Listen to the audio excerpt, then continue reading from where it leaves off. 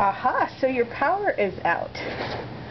I'm going to tell you a little family history from the Schmuckler family. That is one of my favorite things that we did growing up. There was a girl who I used to babysit and my older sister used to babysit and became friends with one of my younger sisters.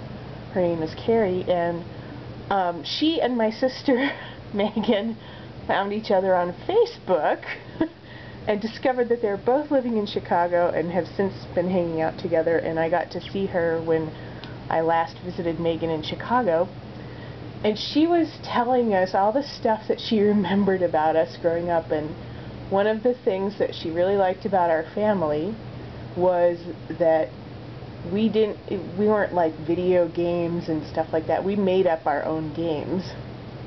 And one of the things that we had was really good for when the power was out. We would get out the flashlights. Everyone would have their own flashlight and their own piece of paper. And the game was just called Writing Stories. And how it worked was someone would write, you'd get a few minutes and write your section of the story, and then you'd hand it to the person next to you, and you'd take the person to your other side's story. You'd read what they wrote, and then you'd add your own take on it.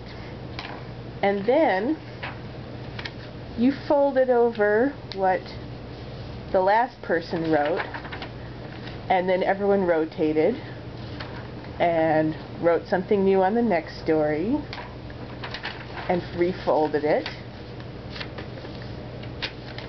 until you went all the way around the circle. And since we had 7 kids in the family, and you could usually get at least 4 or 5 of them to play, it was a pretty good game. And then at the end, you'd sit there and, by flashlight with the power out, sit there and read everyone's story.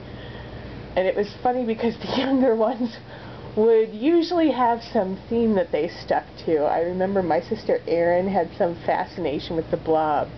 So you'd be reading this story about a pony, you know, out in the desert by itself, blah, blah, blah, this big adventure, and then suddenly the Blob would show up. Or one of my sisters for a while had a crush on Commander Riker on Star Trek The Next Generation. And she would write these, like, suggestive little romance novels, snippets involving Commander Riker in every single story.